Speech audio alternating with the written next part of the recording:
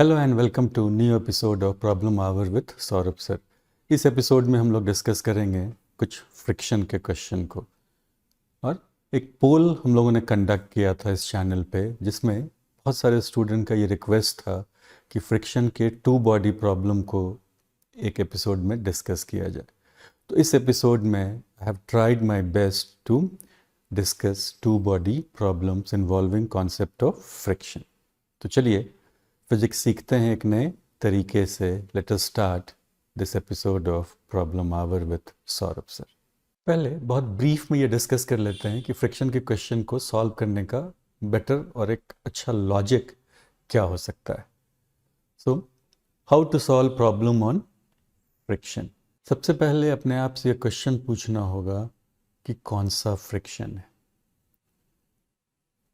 मतलब static friction act कर रहा है या काइनेटिक फ्रिक्शन एक्ट कर रहा है। अब ये कैसे डिसाइड करें? How to decide which friction is acting.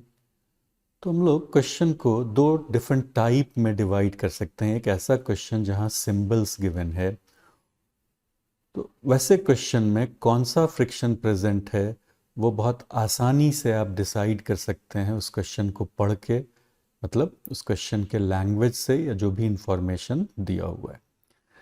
लेकिन अगर न्यूमेरिकल वैल्यू गिवन है, बहुत सारे क्वेश्चन में न्यूमेरिकल वैल्यू गिवन होता है, उस सिचुएशन में पहला काम करना होगा फाइंड आउट लिमिटिंग फ्रिक्शन, क्योंकि लिमिटिंग फ्रिक्शन किसके बराबर है? Mu into N. और उस लिमिटिंग फ्रिक्शन को कंपेयर करेंगे अप्लाइड फोर्स से। अप्लाइड फोर्स का मतलब है वैसा फोर्स जो सरफेस के पैरेलल है या उसका कोई कंपोनेंट पैरेलल है। अब जब कंपेयर करेंगे तो मैथमेटिकली डिफरेंट सिचुएशन अराइज कर सकता है। जैसे एक केस है अप्लाइड फोर्स ज़्यादा है लिमिटिंग फ्रिक्शन से, दूसरा है अप्लाइड फोर्स कम है लिमिटिंग फ्रिक्शन से, और तीसरा है applied force is equal to limiting friction. अगर अप्लाइड फोर्स ज़्यादा है लिमिटिंग फ्रिक्शन से तो क्या कंक्लूड करेंगे? रिलेटिव मोशन होगा बिटवीन सर्फेसेस इन कंटैक्ट, तो काइनेटिक फ्रिक्शन एक्ट करेगा। अगर अप्लाइड फोर्स लिमिटिंग फ्रिक्शन से कम है तो नो रिलेटिव मोशन, बट एक इम्पेंडिंग मोशन है अप्लाइड फोर्स के कारण, तो कौन सा फ्रिक्शन होगा? स्टैटिक। और ये एक बहुत स्पेशल केस है जहाँ हम लोग इस टाइप का वर्ड यूज़ करते हैं कि अबाउट टू मूव और जस्ट स्टार्ट्स मूविंग। तो फ्रिक्शन हमेशा सरफेस के कारण होता है। और दूसरा चीज़ जो हमेशा ध्यान रखना है कि कौन सा फ्रिक्शन एक्ट कर रहा है, काइनेटिक या स्टैटिक। आप इस बेसिस पे हर एक क्वेश्चन में डिसाइड नहीं कर सकते हैं कि म्यू एस गिवन है या म्यू सबस्क्रिप्ट के गिवन है। हमेशा इस लॉजिक को फॉलो अगर करेंगे तो मैक्सिमम नंबर ऑफ क्वेश्चन आसानी से सॉल्व किया जा सकता है। तो now let us start our discussion. Question number 1. For arrangement shown in figure, each contact has friction. Is it possible to move M2 by applying force on M1? तो M2 को move करना है by applying force on M1। क्या ये संभव है? तो answer है yes, हो सकता है। बट कब? ये तभी पॉसिबल है if M1 moves। ये बहुत इंपॉर्टेंट है इस चीज़ को समझना। ये तभी पॉसिबल है if M1 moves। अगर M1 रेस्ट पे है, if M1 remains at rest, या M1 और नीचे वाले सरफेस के बीच रिलेटिव मोशन नहीं हो रहा है, तो if M1 does not move, M2 भी मूव नहीं करेगा। M2 can't move. वो जैसे इसको बेटर अंडरस्टैंडिंग के लिए एक न्यूमेरिकल एग्जांपल कंसिडर करते हैं। 5 न्यूटन फोर्स एक्सर्ट कर रहे हैं, लिमिटिंग फ्रिक्शन दोनों सरफेस के लिए गिवन है। तो इस लोअर ब्लॉक और हॉरिजॉन्टल सरफेस के बीच कोई रिलेटिव मोशन नहीं होगा, बिकॉज अप्लाइड फोर्स जो है वो लिमिटिंग फ्रिक्शन से कम है। So no relative motion between M1 and floor. ये बात तो समझ में आ रही है। फिर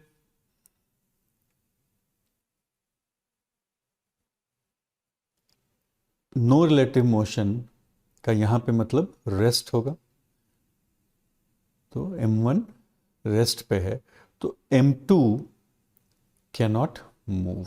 अगर m1 रेस्ट पे है तो m2 कांट मूव, क्योंकि यहाँ पे क्या है, कंफ्यूजन होता है कि ये 5 न्यूटन है और ये लिमिटिंग फ्रिक्शन कितना है 3 Newton, so it can move. इसको एक सिंपल से डे टू डे लाइफ के एग्जाम्पल से समझते हैं। सपोज एक टेबल है, ये टेबल हो गया, उसके ऊपर एक ग्लास रखा हुआ है, suppose you have water inside that glass, so you can easily visualize this situation. Table के ऊपर एक ग्लास है और उस टेबल पे फोर्स एक्सर्ट कर रहे हैं, और टेबल और फ्लोर के बीच लिमिटिंग फ्रिक्शन 7 न्यूटन है, अप्लाइड फोर्स इज 5 न्यूटन, और ग्लास और टेबल के बीच का लिमिटिंग फ्रिक्शन 3 न्यूटन है। Now is it possible to move this glass? Can you move this glass by exerting force on table? Can you move a glass, ये जो glass रखा हुआ है, by exerting force on table?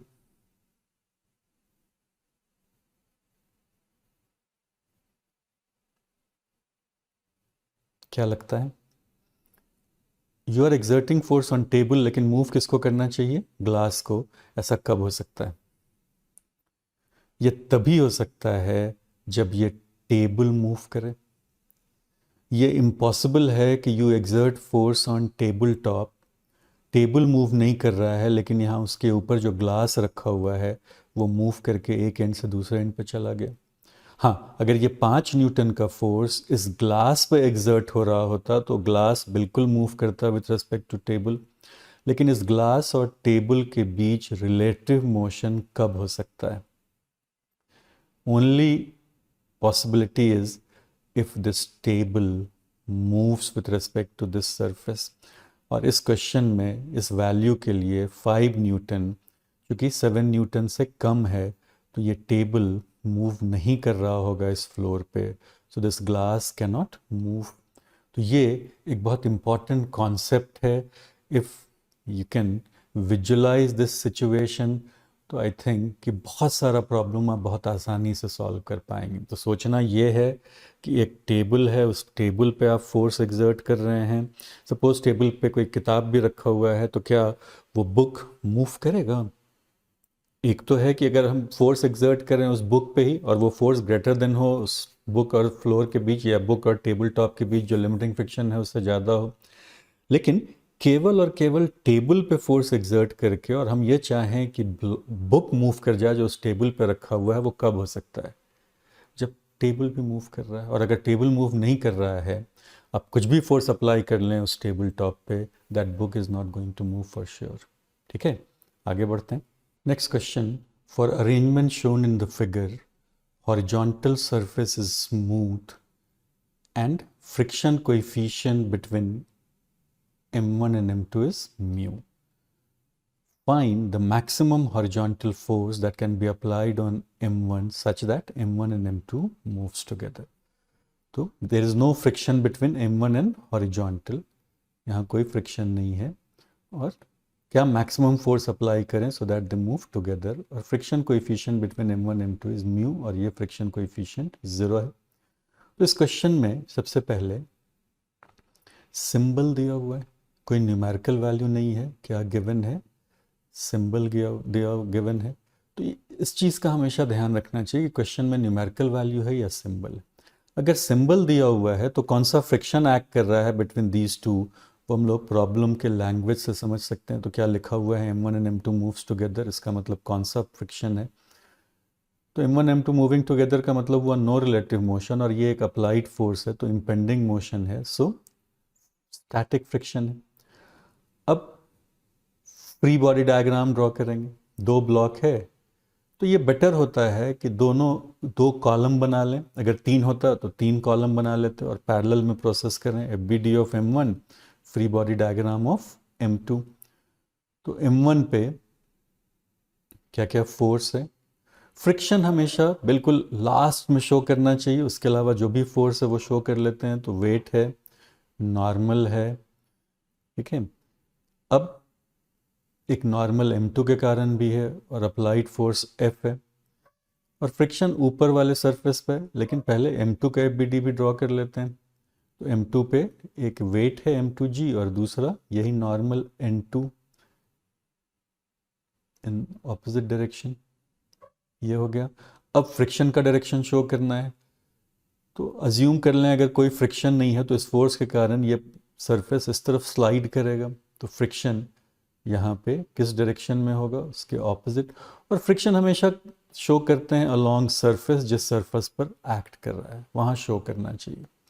ये हो गया। और same friction, let us call it F2, because friction और normal, friction and normal must be due to same surface. इसके कारण बहुत सारे स्टूडेंट मिस्टेक करते हैं। तो जिस सरफेस के कारण नॉर्मल है, जिस सरफेस के कारण फ्रिक्शन है, उसी सरफेस के कारण नॉर्मल कंसिडर करेंगे। So friction and normal must be due to same surface, always keep this thing in mind. तो ये F2 चूंकि N2 था। अब थर्ड लॉ से यहां भी सेम F2 होगा इन ऑपोजिट डायरेक्शन M2 के लोअर सरफेस पे। अब चूंकि M1 मूव कर रहा है, यहाँ कोई फ्रिक्शन नहीं था, तो उसका एक्सेलरेशन a है और यहाँ नो रिलेटिव मोशन है, तो दे विल मूव टुगेदर। तो M2 का भी एक्सेलरेशन क्या होगा, a। Now you can set up equations. तो M1 के लिए क्या इक्वेशन लिखें, F minus F2 equal to M2a equal to M1a, F minus F2 equal to M1a। और M2 के लिए एक ही फोर्स है F2 अलोंग हॉरिजॉन्टल, तो F2 equal to mass is M2, acceleration तो सेम है M2a। सेकेंड नंबर, कौन सा फ्रिक्शन है ये, स्टैटिक फ्रिक्शन हमेशा लेस देन इक्वल टू होगा, इक्वल टू नहीं लिखेंगे। F2 less than equal to mu N2, let us mark this as number 3। ये एक इनइक्वालिटी है माइंड यू। और N2 is equal to M2g इस क्वेश्चन के लिए। ये हो गया number 4। N2 is equal to M2g, this is M2। Now first और सेकेंड को ऐड कर लें अगर फ्रॉम इक्वेशन 1 एंड 2, दोनों को ऐड करने पे F2 कैंसिल हो जाएगा और कॉमन एक्सेलरेशन बता सकते हैं। तो F इक्वल टू क्या आ जाएगा, M1 plus M2 into A। तो how much is A equal to F by M1 plus M2, it is F by M1 plus M2। इसको नंबर 5 कर लेते हैं। और ये इक्वेशन इनफैक्ट हम लोग डायरेक्टली भी लिख सकते थे सिस्टम अप्रोच का कॉन्सेप्ट यूज करके, बट एनीवे अब इस इनइक्वालिटी 3 में वैल्यू पुट करते हैं F2 का और N2 का। तो F2 2 से M2a के बराबर है, तो M2a is less then mu M2g, M2a is less than mu M2g, so how much is A? A is less than equal to mu g। और let us say this is equation number 6। equation 5 से A कितने के बराबर है, F by M1 plus M2। तो F by M1 plus M2 is less than equal to mu g। इस inequality को solve करने पे we get F less than equal to mu g M1 plus M2, so mu times M1 plus M2 into G, और F less than equal to mu M1 plus M2 G will give us what? यहाँ से इस force का maximum value निकल जाएगा, यही निकालना था ना। अगर if you take equal to sign in equation 3, तो यहाँ भी इक्वल टू साइन आएगा। अगर F इक्वल टू लिखते हैं तो इसका मतलब फोर्स कांस्टेंट है, और F less than equal to लिखते हैं इसका मतलब फोर्स वेरिएबल है। अगर फोर्स वेरिएबल है only then maximum value of force meaningful है, अदरवाइज कोई मतलब नहीं है उसका। तो जब भी स्टैटिक फ्रिक्शन है तो less than equal to sign लेना चाहिए लॉ ऑफ इस रिलेशनशिप में। और इम्पॉर्टेंट ये था कि अगर सिंबल गिवन है क्वेश्चन में तो कैसे डिसाइड करते हैं about kinetic static friction from language of problem. M1 M2 moving together का मतलब क्या हुआ, no relative motion. No relative का मतलब रेस्ट भी हो सकता है और मोशन भी हो सकता है, या तो दोनों रेस्ट पे है या दोनों मोशन में है। मोशन का मतलब फिर दोनों का या तो सेम वेलोसिटी है या सेम एक्सेलरेशन। ठीक है, आगे बढ़ते हैं। नेक्स्ट बहुत सिमिलर क्वेश्चन है, एक स्लाइट डिफरेंस है। हॉरिजॉन्टल सरफेस फिर से स्मूथ है, friction coefficient between m1 m2 is mu, find फिर maximum horizontal force that can be applied on m2 such that m1 and m2 moves together. Change क्या हुआ, force अब m2 पे act कर रहा है। फ्रिक्शन कोएफिशिएंट m1 m2 के बीच mu है, फोर्स F, इसका मैक्सिमम वैल्यू चाहिए और यहाँ कोई फ्रिक्शन नहीं है, ये स्मूथ है। क्या गिवन है, सिंबल और क्या इंफॉर्मेशन है, m1 and m2 moves together, इसका क्या मतलब हुआ, कौन सा फ्रिक्शन है, स्टैटिक। तो क्या आप खुद से इस क्वेश्चन को सॉल्व कर सकते हैं? You can pause this video and solve it on your own. फिर से फ्री बॉडी डायग्राम में 2 कॉलम्स, एक m1 का दूसरा m2 का, फ्रिक्शन उस एफबीडी में बिल्कुल अंत में शो करेंगे। तो पहले एफबीडी ड्रॉ करते हैं m1 का और m2 का।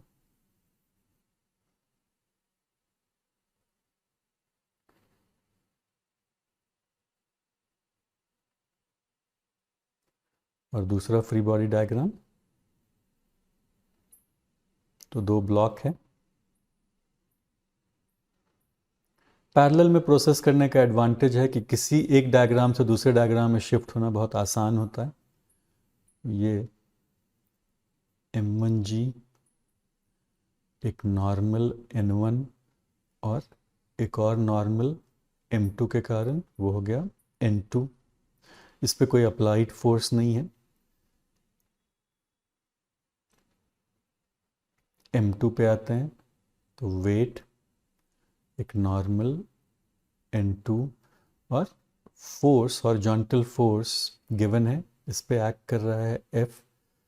फ्रिक्शन m2 के लोअर सरफेस पे है, यहाँ ज्यूम कर लेते हैं कोई फ्रिक्शन नहीं है, तो ये डायरेक्शन होगा स्टैटिक फ्रिक्शन का, से F2 friction and normal due to same surface, ये सबस्क्रिप्ट 2 है, यहाँ भी 2। अब थर्ड लॉ से सेम फ्रिक्शन एक्ट करेगा on m1 but on upper surface, क्योंकि m1 के ऊपर m2 रखा हुआ है।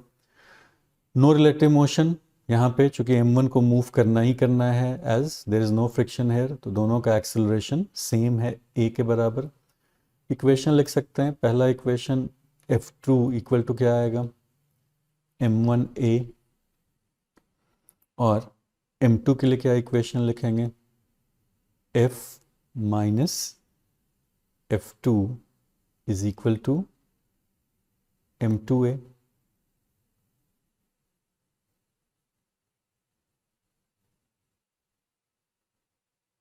ये दूसरा इक्वेशन हो गया।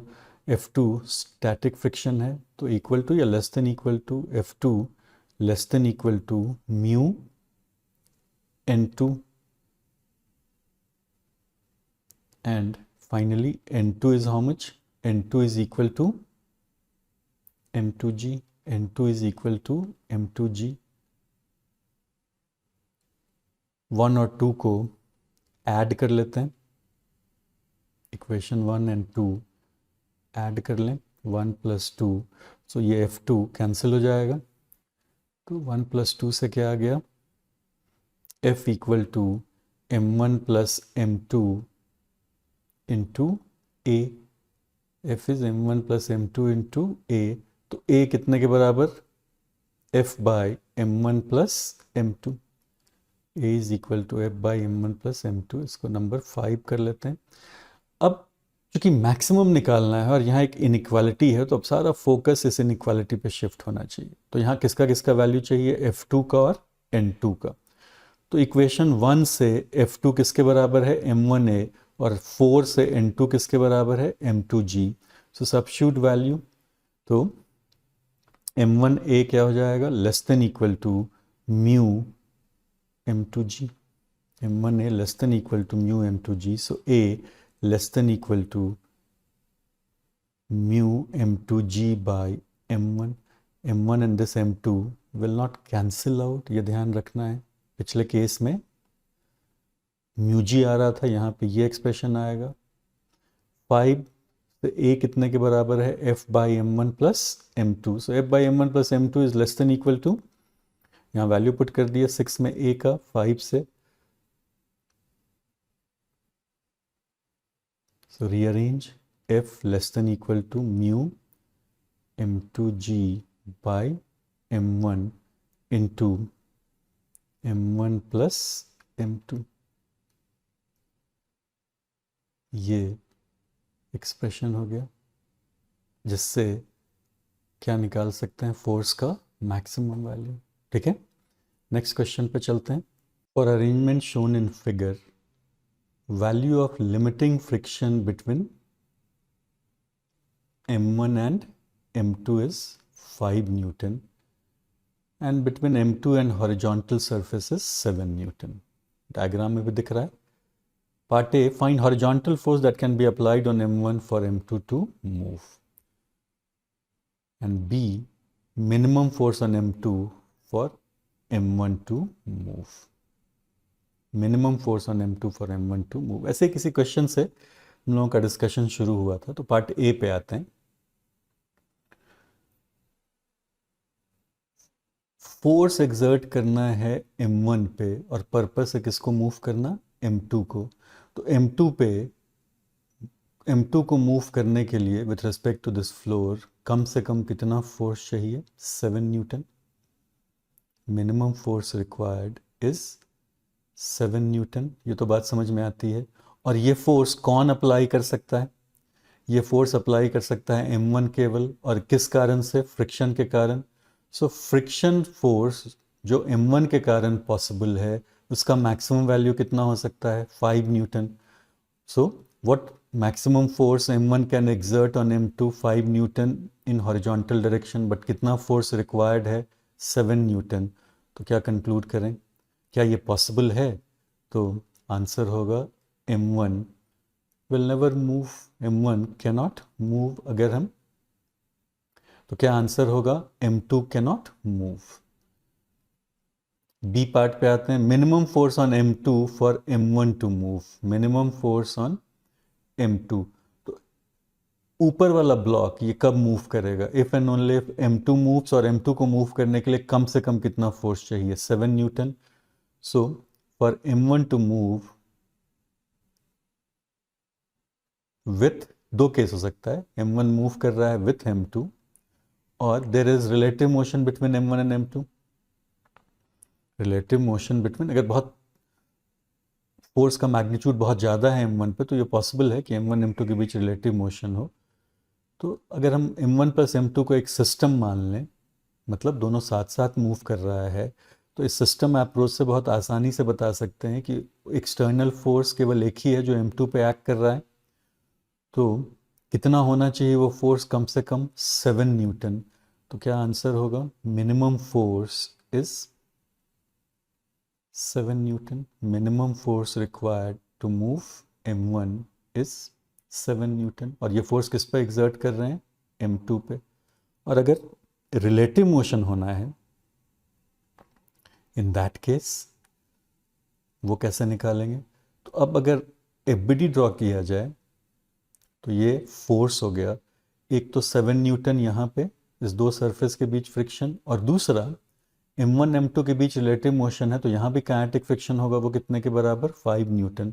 तो टोटल कितना चाहिए होगा, 7 + 5 दैट इज 12 न्यूटन। ठीक है, तो m1 और m2 अगर साथ मूव करे तो फोर्स रिक्वायर्ड 7 न्यूटन है, और m1 m2 के बीच रिलेटिव मोशन होना है तो force required is 12 newton. Done. Next question पे चलते हैं। For arrangement shown in the figure, value of limiting friction between m1 and m2, 5 newton given है, between m2 and horizontal surface 3 newton given है। Find horizontal force that can be applied on m1 for m2 to move. तो ये एक part हो गया, arrangement बहुत clear है। Second part है minimum force on m2 for m1 to move. बिल्कुल सिमिलर क्वेश्चन है, केवल वैल्यूज जो है पिछले से डिफरेंट है। तो पहला part, for m2 to move, m2 को मूव करना है। तो m2 को मूव करने के लिए क्या चाहिए होगा? कम से कम 3 न्यूटन का फोर्स चाहिए, क्योंकि लिमिटिंग फ्रिक्शन 3 है। तो ये 3 न्यूटन का फोर्स कौन एग्जर्ट कर सकता है? m1। कैसे? तो अगर m1 का एफबीडी ड्रॉ करें, m1 पे एक फोर्स है 3 न्यूटन का, और ये 3 न्यूटन कम है लिमिटिंग फ्रिक्शन से, क्योंकि लिमिटिंग फ्रिक्शन 5 न्यूटन है। 3 Newton is less then 5 Newton. उसका कॉन्सिक्वेंस क्या होगा? नो रिलेटिव मोशन किसके किसके बीच? m1 और m2 के बीच। ठीक है, सो दे कैन मूव टुगेदर। तो कितना फोर्स एग्जर्ट करें m2 पे, आई मीन m1 पे, सॉरी m1 पे अगर 3 न्यूटन फोर्स एग्जर्ट किया जाए तो m2 पे भी कितना फोर्स एक्ट कर रहा है? 3 न्यूटन। और इस 3 न्यूटन के कारण m2 will begin to move. तो कम से कम क्या फोर्स एग्जर्ट करना है? 3 न्यूटन। 3 न्यूटन अगर फोर्स एग्जर्ट करें तो ऐसा मोशन हो सकता है। Part B, minimum force on m2 for m1 to move. तो अब m1 को मूव करना है और फोर्स m2 पे एग्जर्ट कर रहे हैं। तो मूव एक क्या हो सकता है? m1 m2 moving together. m1 and m2 they move together. m1 moves with m2। और दूसरा पॉसिबिलिटी क्या है कि m1 is moving with respect to m2।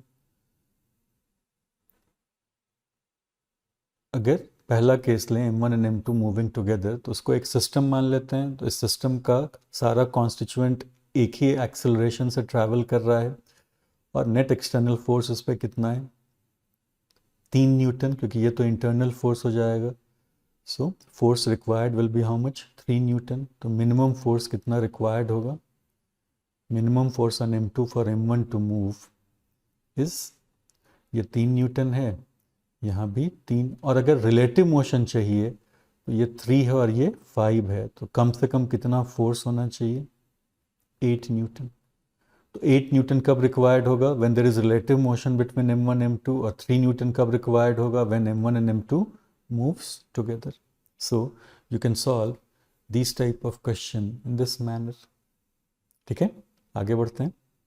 Next question, the coefficient of friction between two blocks shown in figure is 0.4। The blocks are given velocities of 2 meter per second and 8 meter per second in direction shown in the figure. Find time when relative motion between them will stop. ये पहला part है। Second, the common velocity जब stop हो गया, the displacement of each block up to that instant. तो time चाहिए, common velocity चाहिए और डिस्प्लेसमेंट चाहिए। रिलेटिव मोशन हो रहा है, न्यूमेरिकल वैल्यू है ना, लेकिन बहुत क्लियर है कि 2 kg और इस फ्लोर के बीच रिलेटिव मोशन है, and there is relative motion between 1 and 2 also. ये स्पीड और ये वेलोसिटी डिफरेंट है। इसको कहते हैं, ये ब्लॉक 1 मान लेते हैं, ये ब्लॉक 2 है। डन। तो हर एक जगह काइनेटिक फ्रिक्शन है, kinetic friction is acting. Let us first find velocity of 1 with respect to 2। तो v12 क्या होता है? v1 minus v2। v1 v2 ये एक पॉजिटिव डायरेक्शन मान लेते हैं। जैसे ही वेक्टर इन्वॉल्व हुआ, कंपोनेंट है ना, एक पॉजिटिव एक्सिस, तो 2 प्लस है और 8 तो -6। तो 2 के रेस्पेक्ट में 1 का वेलोसिटी किस तरफ है? In this direction. तो एक डायग्राम ड्रॉ करते हैं। m1g एक नॉर्मल, और इसका वेलोसिटी किस तरफ है विथ रिस्पेक्ट टू 2? ये डायरेक्शन है v12 का। So this is direction of relative motion. So kinetic friction will act in this direction. Let us say this is Fk, या इसको F1 भी कर सकते हैं, इस सरफेस के कारण नॉर्मल N1 है। और दूसरा ब्लॉक 2 का एफबीडी ड्रॉ करते हैं। इस पे क्या क्या फोर्स है? m2g और n2, एक नॉर्मल N1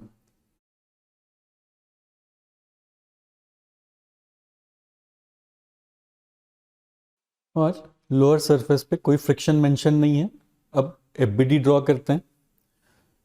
m1 के लिए इक्वेशन लिखते हैं रादर। तो क्या इक्वेशन होगा? Friction equal to m1 into a1, क्योंकि रिलेटिव मोशन हो रहा है, दोनों का एक्सेलरेशन अलग अलग है। काइनेटिक फ्रिक्शन है तो equal to sign mu into n1, और n1 यहाँ कितने के बराबर है? m1g, n1 is equal to m1g। तो I have not numbered it, लेकिन ये हमेशा बेटर होता है कि नंबर कर लें, बट ये आसान सा केस है। तो इस तीन इक्वेशन से क्या लिख सकते हैं? a1 कितने के बराबर? म्यू जी।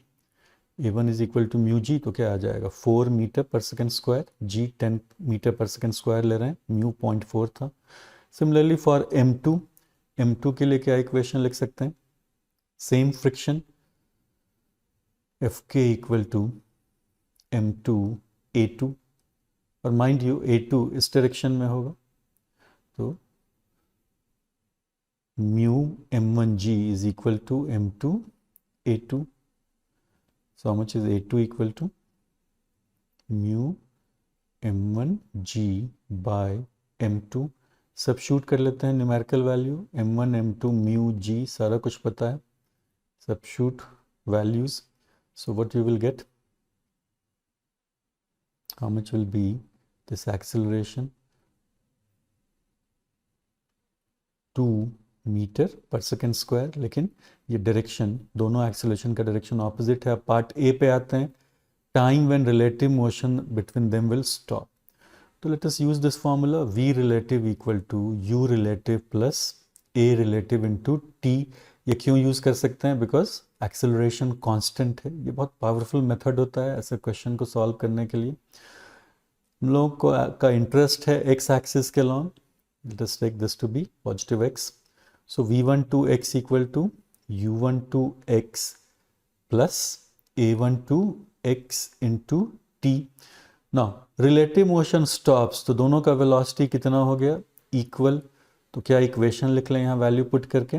पहले चूंकि कंपोनेंट लेना है तो ये पॉजिटिव x एक्सिस ऐसा मान लिए, तो v12 कितने के बराबर? 0, क्योंकि रिलेटिव मोशन को स्टॉप होना है। u12 किसके बराबर? वो ऑलरेडी हम लोग निकाल चुके थे, वो कितने के बराबर था? u12 2 माइनस 8, ये आया था ना, दिस इज इक्वल टू -6। अब a12 निकालना है, how much is this a12 equal to? a12 is a1x minus a2x, a1x minus a2x। तो a1x कितने के बराबर है? a1x is equal to how much? 4, and a2x is -2, तो ये कितने के बराबर हो गया? 6। Substitute values in this equation, तो क्या आता है? यहाँ पे वैल्यू पुट कर लेते हैं, तो कितने के बराबर?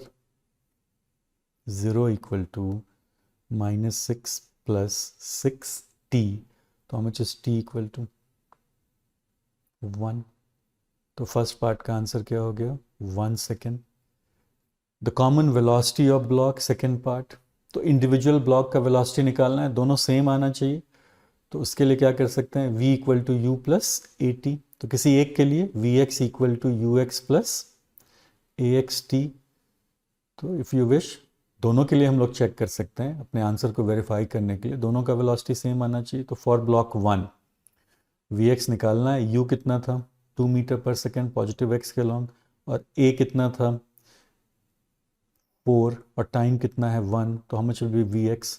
6 मीटर पर सेकेंड। 2 के लिए भी चेक कर लेते हैं, ये भी क्या आना चाहिए? 6। अब 2 का इनिशियल वेलोसिटी कितना था? 8, और एक्सेलरेशन कितना था उसका? -2, टाइम इज 1, तो 8 - 2 इज हाउ मच? 6 मीटर पर सेकेंड। सो दोनों का वेलोसिटी सेम आ गया, इसलिए रिलेटिव वेलोसिटी क्या हो गया? 0। और part C, the displacement of each block up to that instant, मतलब 1 सेकेंड में दोनों ब्लॉक का डिस्प्लेसमेंट क्या होगा? तो डिस्प्लेसमेंट किस फॉर्मूला से निकाल लें? ut plus half at square, तो uxt plus half ax t square. तो s1 फर्स्ट ब्लॉक का u कितना है? 2, time is 1 second, half acceleration 4, time is 1, तो this is equal to 4 metre. Similarly displacement 2 का सेम formula, initial velocity 8 time 1 acceleration -2 time तो 1 second है, तो ये कितना आएगा? 8 - 1 is equal to 7 metre. That's it. इस तरीके से इस क्वेश्चन को सॉल्व कर सकते हैं। ठीक है, आई होप कि बात समझ में आ रही है। तो ये टू बॉडी प्रॉब्लम बहुत डिफिकल्ट नहीं होता है। जो लॉजिक बहुत at the beginning of video मैंने बताया था कि कौन सा फ्रिक्शन है, और फिर प्रोसीड करें अगर एफबीडी टेक्निक को अच्छे से फॉलो करते हुए, तो हर एक क्वेश्चन के लॉजिकल कंक्लूजन तक पहुंचा जा सकता है। आगे बढ़ते हैं, next question. Next, 3 blocks are kept as shown in the figure. 100 Newton force is acting on 10 kg block. Find acceleration of each block. तो इस क्वेश्चन में पहला चीज़ न्यूमेरिकल वैल्यू दिया हुआ है, तो कौन सा फ्रिक्शन एक्ट कर रहा है, इसके लिए क्या करें? Let us find limiting friction. तो एफ लिमिटिंग कितने कितने के बराबर है? तो ये यहाँ से स्टार्ट करते हैं, ये 0.5 है और नॉर्मल यहाँ 10 × 10 100 आएगा, तो 0.5 ये 50 न्यूटन होगा। This is 50 Newton. वर्टिकल के लॉन्ग कोई मोशन नहीं हो रहा है, इसलिए नॉर्मल वेट के बराबर है, ये इसका ध्यान रखेंगे। ये कितना हो जाएगा? 30 और 0.25 तो 75 न्यूटन, और यहाँ 0 है तो limiting friction is how much? 0 Newton. Now force किस पे अप्लाइड है? 10 kg पे। तो let us do one thing, इसको मार्क कर लेते हैं। ये M1 है, ये M2 है और ये M3 है। तो कितना FBD चाहिए? How many blocks are there? 3। So 3 column M1 के लिए, M2 के लिए और M3 के लिए। M1 का FBD, M2 का फ्री बॉडी डायग्राम और M3 का फ्री बॉडी डायग्राम। ये हमेशा बेटर प्रैक्टिस है कि एक के बाद ना ड्रॉ करके पैरेलल में सारा FBD ड्रॉ करें।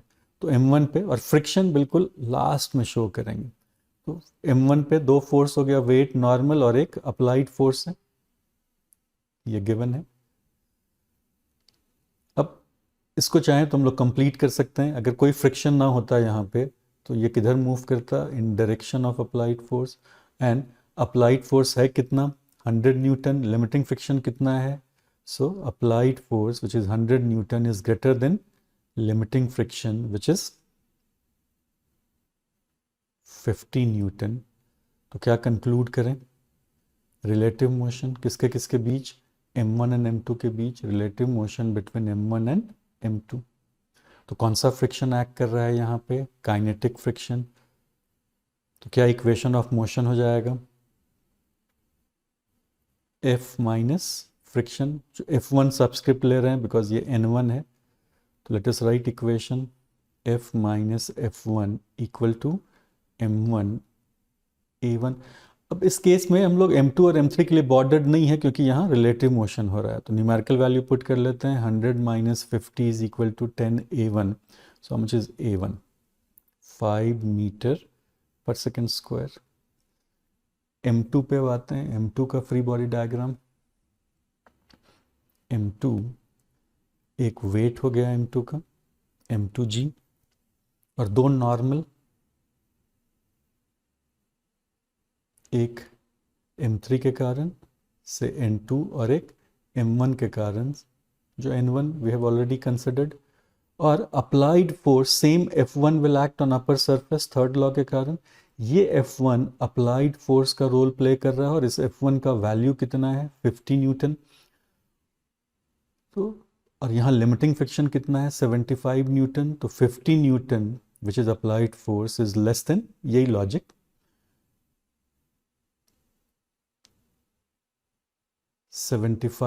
न्यूटन। तो क्या होगा? No relative motion between M2 and M3। There will be no relative motion between M2 and M3। ठीक है, ये बात समझ में आनी चाहिए। अब नो रिलेटिव मोशन, इसका क्या मतलब हो सकता है? तो नो रिलेटिव मोशन में एक पॉसिबिलिटी क्या है? दोनों रेस्ट पे है, बोथ एट रेस्ट। ये रेस्ट कहना केवल उचित नहीं होगा, हमेशा both at rest. And second, both moving together. Either with same velocity और सेम एक्सेलरेशन। तो आगे अब इसमें कुछ भी कंक्लूड करने के पहले किसका एफ बी डी ड्रॉ करना होगा, m3 का। अगर m3 रेस्ट पे है तो m2 भी रेस्ट पे होगा, m3 मूव कर रहा है तो m2 भी मूव करेगा। सेम f2 जो स्टैटिक फ्रिक्शन है वो एक्ट करेगा m3 पे, और चूंकि यहाँ कोई यहाँ लिमिटिंग फ्रिक्शन ज़ीरो है तो ये मूव करेगा एक्सेलरेशन a से, तो इसका भी एक्सेलरेशन a होगा। तो ये इक्वेशन क्या हो जाएगा, f2 is equal to m3a, और यहाँ क्या आएगा, f1 minus f2 is equal to m2a। इस दो को, इसी दो से हमारा कंसर्न है, इस दो को अगर ऐड कर दें तो what will happen, f2 will cancel out, तो f1 कितने के बराबर आ जाएगा, m2 plus m3 into a, m2 plus m3 into a, so how much is a equal to f1 by m2 plus m3। और क्या क्या वैल्यू है पुट कर लेते हैं। तो f1 कितना था, 50 बाय 20 प्लस 30 इज 50, तो 50 divided by total mass, substitute value 20 kg and 30 kg। तो अब ये रूटीन सा अरिथमेटिक है, क्या आंसर आ जाएगा, 1 मीटर पर सेकेंड स्क्वायर। यही डिजायर्ड अननोन, इतनी आसानी से ऐसे क्वेश्चन को सॉल्व किया जा सकता है। ठीक है, आगे बढ़ते हैं। Next, two blocks with masses 4 kg and 8 kg are connected by a string and slide down an inclined 30-degree plane. ऐसा फिगर में दिया होगा। The coefficient of kinetic friction between 4 kg block and plane is 0.25, between 8 kg and plane is 0.35. Calculate acceleration of each block, calculate tension in the string.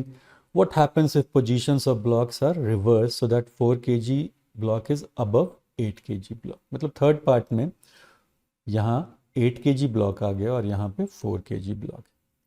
इस question में let us do one thing. अब यहाँ क्या है कि question में लिखा हुआ है coefficient of kinetic friction, so you start thinking कि ठीक है काइनेटिक फ्रिक्शन एक्ट कर रहा है, लेकिन वो बहुत सही तरीका नहीं होगा। ये थोड़ा सा कंफ्यूजिंग होता है क्वेश्चन ऐसा सॉल्व करना। So what I want is कि आप खुद से इस क्वेश्चन को कोशिश कीजिए। I will not discuss solution here, इसका video solution I will not give. तो इस क्वेश्चन को मैं यहाँ डिस्कस नहीं कर रहा हूँ क्योंकि मेरा पर्पस ये है कि आप खुद से क्वेश्चन सॉल्व करना सीखें। तो अगर इफ़ आई रिक्वेस्ट ऑल्सो कि you pause this video and then solve, तो बहुत कम स्टूडेंट ऐसे होते हैं जो उसको पॉज करके सॉल्व करके फिर आगे सोल्यूशन देखते हैं। So as an experiment what I am doing here is कि मैं इसका वीडियो सोल्यूशन प्रोवाइड कर ही नहीं रहा हूँ। I am not solving this question here. Instead what I will do is मैं इसका एक सोल्यूशन प्रोवाइड करूँगा, रिटन सॉल्यूशन, जब आप मुझे मैसेज करेंगे। यानी कि नीचे डिस्क्रिप्शन में कोई लिंक गिवन है जहाँ से आप उसको डाउनलोड कर सकते हैं उस पीडीएफ फाइल को। जस्ट ये पर्पस ऑब्जेक्टिव फिर से ये है कि आप खुद से क्वेश्चन सॉल्व करने का प्रयास करें। ये बिल्कुल संभव है कि वो क्वेश्चन आप नहीं बना पाए, then you interact with me. हाँ, इस केस में इतना सा हिंट जरूर है कि पहले ऐसा करते हैं, इस रोप के बारे में भूल जाते हैं, फॉरगेट अबाउट कि वहाँ कोई रोप है, और इस ब्लॉक का और इस ब्लॉक का एफबीडी ड्रॉ करते हैं। दोनों पे लिमिटिंग फ्रिक्शन निकाला जा सकता है, अप्लाइड फोर्स पता है mg का कंपोनेंट, और चेक करते हैं कि अप्लाइड फोर्स लिमिटिंग फ्रिक्शन से कम है या ज़्यादा है। अगर रिलेटिव मोशन हो रहा है तो दोनों ब्लॉक का इंडिपेंडेंटली क्या क्या एक्सेलरेशन है, किसका एक्सेलरेशन ज़्यादा है किसका कम है। अगर उस तरह से आप सोचेंगे तो शायद इस क्वेश्चन को सॉल्व करना बहुत आसान हो जाएगा। But in case of any difficulty you can DM me and then I will provide you the detailed solution. ठीक है, आगे बढ़ते हैं। Next, block B rest on smooth surface. If coefficient of static friction between A and B is mu equal to 0.4, determine acceleration of each if पहला part है 30 Newton force apply कर रहे हैं, सेकेंड पार्ट में 250 Newton force apply कर रहे हैं। तो न्यूमेरिकल वैल्यू है, क्वेश्चन में न्यूमेरिकल वैल्यूज गिवन है, तो पहला काम क्या करेंगे, लिमिटिंग फ्रिक्शन। तो यहाँ पे फ्रिक्शन है, तो वो लिमिटिंग फ्रिक्शन कितना आएगा, इसका वेट है 100 न्यूटन, फ्रिक्शन कोएफिशिएंट 0.4 है, तो 100 into 0.4 equal to 40 newton. Force किस पे अप्लाई कर रहे हैं, ब्लॉक ए पे, यहाँ पे कोई फ्रिक्शन नहीं है। तो फ्री बॉडी डायग्राम ए का और बी का ये ड्रॉ करते हैं। तो पहले ए का, एफ बी डी ऑफ ए, तो क्या क्या फोर्स है,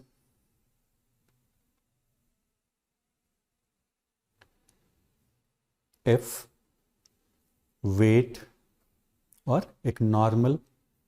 अब फ्रिक्शन ऑब्वियसली इस डायरेक्शन में होगा। फोर्स कितने के बराबर है, force is 30 newton. Now this 30 newton is less than limiting friction और नॉट। तो क्या कंक्लूड करेंगे, no relative motion between A and B, no relative motion between block A and block B.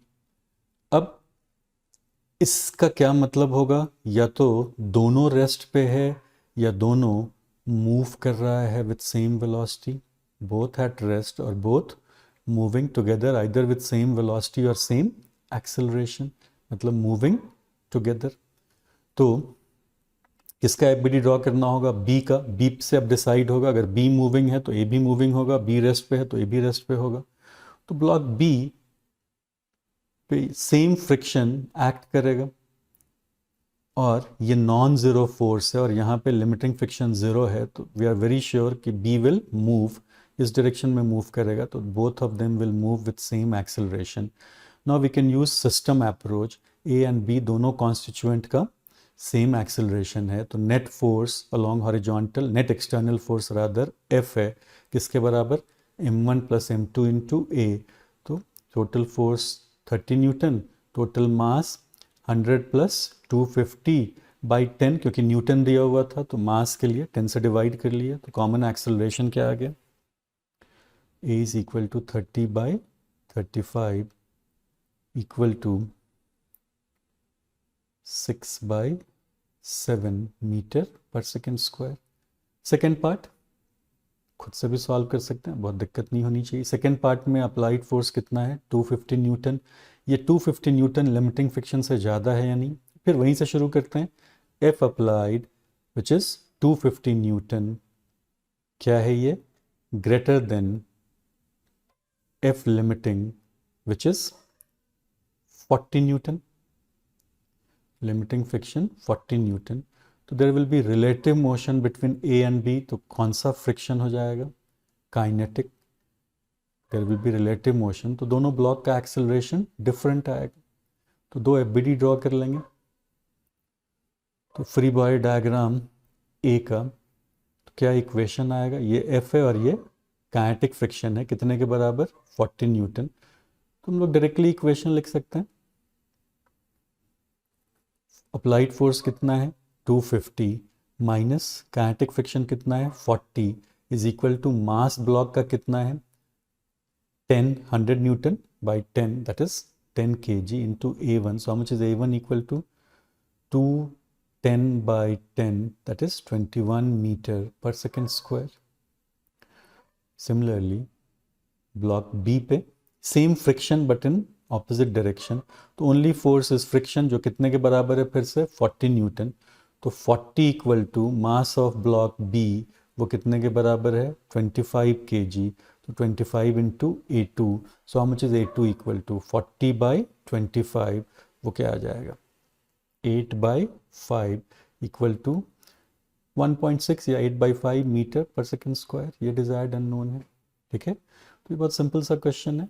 फिर से क्या क्या व्हाट वी आर डूइंग, अगर numerical value दिया हुआ है तो क्या निकाल लेना चाहिए, लिमिटिंग फ्रिक्शन, उसको किससे कंपेयर कर लेंगे, अप्लाइड फोर्स से। अप्लाइड फोर्स किसको कहते हैं, फोर्स और कंपोनेंट ऑफ फोर्स जो पैरेलल टू सरफेस एक्ट कर रहा है। आगे बढ़ते हैं। Next question, two blocks of masses 2 kg and 4 kg are connected by light string and kept on horizontal surface. Force of 16 Newton is acted on 4 kg horizontally as shown in figure. Besides, it is given that coefficient of friction between 4 kg and ground is 0.3 and between 2 kg and ground is 0.6. Find frictional force between 2 kg and ground. अब ये कैसे solve करें? तो फिर से क्या given है? Numerical value तो क्या निकाल लें सबसे पहले? Limiting friction. तो लिमिटिंग फ्रिक्शन कितने कितने के बराबर है? इस सरफेस से स्टार्ट करते हैं। नॉर्मल कितना हो गया? 20 इंटू 0.6, तो ये क्या आएगा? 12 Newton.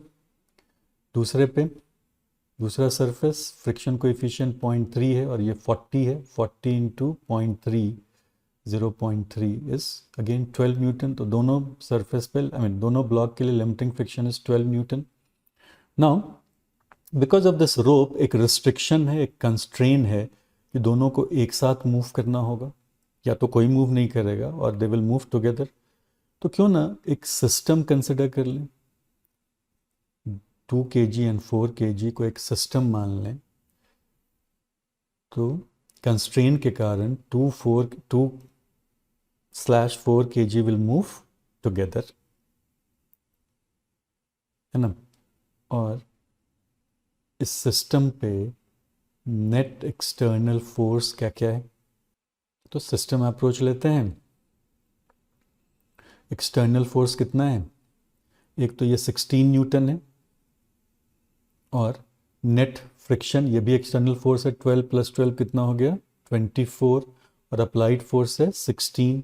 So applied force is less than ये 16 newton is less than 24 newton. So no relative motion, no relative motion between 2 kg and horizontal surface, 4 kg and horizontal surface, 4 kg and ground, as well as no relative motion between 2 kg and ground. ये बात समझ में आती है? तो दोनों जगह कौन सा फ्रिक्शन एक्ट कर रहा है? स्टैटिक। तो अब एफबीडी ड्रॉ करते हैं। 2 कॉलम 2 kg के लिए और 4 kg के लिए।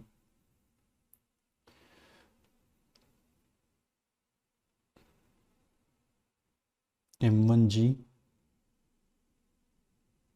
और एक नॉर्मल और एक टेंशन और एक फ्रिक्शन।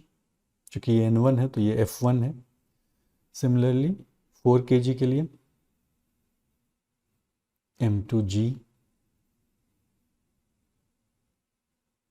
नॉर्मल, एक अप्लाइड फोर्स है 16 न्यूटन के बराबर, और इस तरफ एक फ्रिक्शन से F2 और सेम टेंशन T। कहीं कोई रिलेटिव मोशन नहीं हो रहा है और चूंकि फ्लोर रेस्ट पे है तो ब्लॉक्स भी रेस्ट पे होंगे। तो क्या क्या इक्वेशन लिखें? What will be equation of motion? यहाँ से क्या आएगा? T = F1, लेट अस से इक्वेशन 1। और यहाँ क्या लिखें? F = T + F2। F = T + F2। अब इस दो इक्वेशन में अननोन क्या क्या है? इस दो इक्वेशन में अननोन क्या क्या है? F1 है, F2 है और टेंशन है। So how many unknowns we have? 3। और इक्वेशन कितना है? 2। तो क्या ये पॉसिबल है कि हम वैल्यू निकाल सकें F1 का या F2 का या टेंशन का? नो, अकॉर्डिंग टू मी ये वैल्यूज़ इनडिटर्मिनेट है, हम लोग कैलकुलेट नहीं कर सकते हैं। हाँ, बहुत से बहुत हम लोग ये काम कर सकते हैं कि इस F2 का मैक्सिमम वैल्यू कितना है। F2 का मैक्सिमम वैल्यू इज़ 12 न्यूटन। तो अगर F2 का मैक्सिमम वैल्यू लें तो टेंशन का कौन सा वैल्यू निकाल सकते हैं? We can find minimum tension. We can find minimum tension. और अगर मिनिमम टेंशन, तो मिनिमम टेंशन कितना आएगा यहाँ से? F2 का मैक्सिमम वैल्यू 12 है, ठीक है, और F 16 है। तो tension minimum is 16 - 12 is 4 Newton. तो यहाँ F1 कितना होगा? 4। तो ये F1 निकाल पाएंगे या F1 का मिनिमम वैल्यू उतना होना चाहिए? तो जहाँ तक F1 के वैल्यू का सवाल है वो इनडिटर्मिनेट है। हम लोगों को ये पता है कि F1 का मैक्सिमम वैल्यू कितना है? 12, और मिनिमम वैल्यू क्या हो सकता है? 4 न्यूटन। ठीक है, तो ऐसा पॉसिबल है कि फ्रिक्शन, अगर स्टैटिक फ्रिक्शन है तो उसका वैल्यू हम नहीं निकाल सकें, उस केस में क्या कहेंगे कि वो इनडिटर्मिनेट। डन, आगे बढ़ते हैं। Find minimum value of mu between two blocks for no slipping between them. कोई रिलेटिव मोशन नहीं होना है इस दोनों ब्लॉक के बीच, तो मिनिमम म्यू कितना होगा। तो ये इस क्वेश्चन में क्या गिवन है, सिंबल गिवन है। तो सिंबल गिवन है तो कौन सा फ्रिक्शन है वो कैसे पता चल जाएगा, क्वेश्चन के लैंग्वेज से। सो कौन सा फ्रिक्शन होगा, तो m and 2m moves together, so which friction, static friction। तो let us use system approach, m और 2m को constituent मान लेते हैं, तो only external force is F। तो common acceleration बहुत आसानी से लिखा जा सकता है, F equal to m plus 2m into a। तो how much is a equal to, a will be equal to F by 3m, F by 3m, ये एक इक्वेशन हो गया। और अब स्मॉल m का एफ ड्रॉ कर लेते हैं, F of small m। So क्या क्या फोर्स एक्ट कर रहा है स्मॉल m पे, फोर्सेस आर, एक mg हो गया, एक नॉर्मल और टेंशन एंड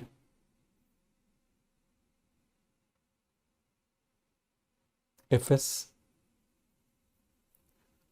तो t minus fs equal to ma,